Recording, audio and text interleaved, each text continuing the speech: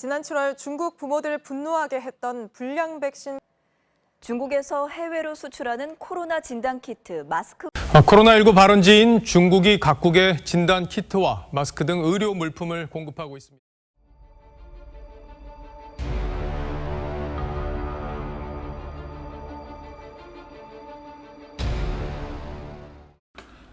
중국에서 시작한 코로나19로 전 세계의 삶의 패턴이 변화하고 있는 가운데 그동안 가격 경쟁력으로 인해 값싼 물품 위주인 중국 제품에 대한 전 세계 소비자들의 생각이 완전히 달라지고 있습니다.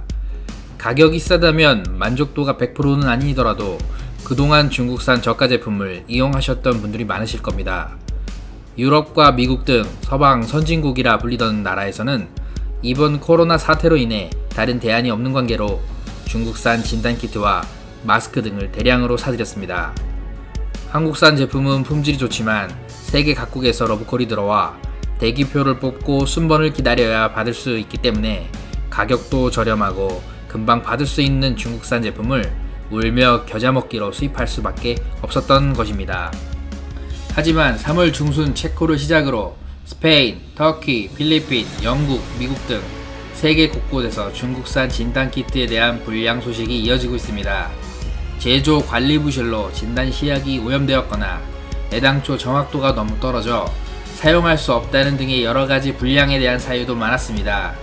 로이터 통신에 따르면 4월 22일 인도 정부는 항체 진단법의 정확도가 너무나 떨어져 코로나19 바이러스에 대한 항체 진단 검사를 중지할 것을 명령했다고 보도했습니다. 특히 인도 북부 하라나주의 경우 중국산 항체 진단키트 주문을 취소하고 대신 한국산 분자 진단키트를 공급해 줄 것을 요구하고 있다고 전했습니다. 인도를 비롯한 개발도상국과 후진국에서는 비용과 의료 인력 문제로 분자 진단키트보다는 값싸고 간편한 항체 진단에 주로 의지하고 있습니다. 로이터에 따르면 인도는 최근까지 항체 진단키트를 중국으로부터 5억 개 이상 구매해왔다고 전했습니다. 4월 6일 뉴욕타임스에 따르면 영국 정부는 2천만 달러를 들여 중국 2개 회사에서 주문한 코로나19 자가진단 테스트 키트가 제대로 작동하지 않았다고 합니다. 영국 옥스퍼드대 연구 결과 해당 중국산 키트는 정확성이 떨어져 최소 200만 개 이상의 키트가 사용도 못하고 창고에 쌓여 있다고 밝혔습니다. 이미 3월달에는 스페인과 체코, 터키 등에서 중국산 진단키트 문제로 반품을 요구하는 사태가 발생하기도 하였습니다.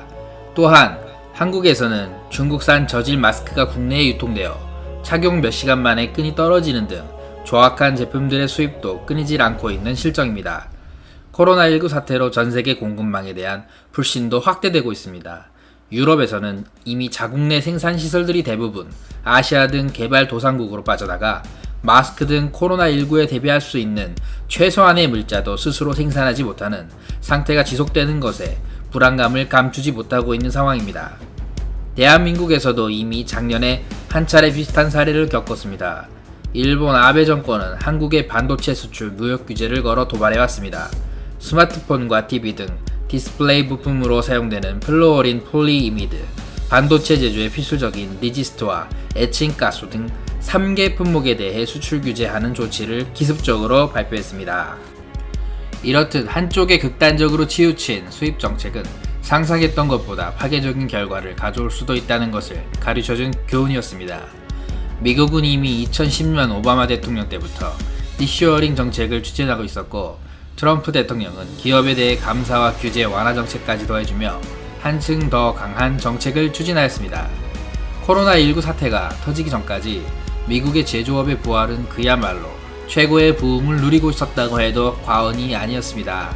한국에서도 작년 일본 수출 규제 사태와 이번 코로나19 사태에서 중국과 베트남 생산 기지에 대한 컨트롤 불가 수준의 위기를 겪고 변화된 기업 정책을 속속 발표하고 있습니다.